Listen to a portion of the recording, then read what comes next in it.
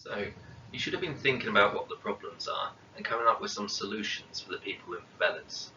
So you've probably thought about things like improving their housing, getting water supplies to the favelas, getting electricity, medical care, things like that. These are all things that people working to do in favelas. However, it costs a lot of money, and like I've said before, the people in favelas do not pay tax as they live there illegally. So a lot of these things happen very slowly, if at all. So for things the government has actually done, you might find quite surprising and think, has it actually helped people? One of those being the forced eviction to clear the land. So if the government wants to build better housing for people, they have to get rid of the houses. They force people out and then leave them homeless while they build new houses. After that, the government can rent out better properties. Not sure if everyone wins in that case. Another thing the government's doing is developing rural areas, the countryside, to encourage people to stay there.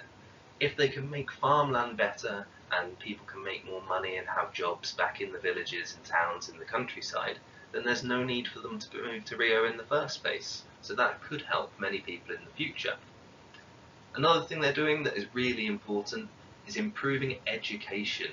This can help children get better jobs and also stop them returning to crime. And the last thing is raising taxes on the rich to help the housing the poor. So having more money for poor people and for housing could really help change some people's lives. So I'm sure you've come up with many good ideas, and some of these will be quite surprising to you, but all of these things that you've come up with, education, housing, electricity, will be being sorted out, not necessarily by the government, it could be locals or charities. So what you need to do in a little bit is have a read through some text that I've sent you, and you're going to be reading about a place called Complexo de Almal. This is a favela that was notoriously violent and dangerous a long time ago, but they've done a lot to improve it, including building a cable car, like you can see in the image. This is improving transportation and can help people get into and out of that favela. Another thing you're going to read about is pacification police.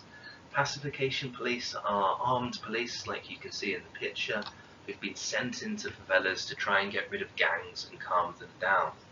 Can be a good thing, or it can be a bad thing if they target the wrong people. So this is another big issue about getting it right in Rio. So have a read through the articles, answer the questions, and see if you can think about whether it's been successful or not.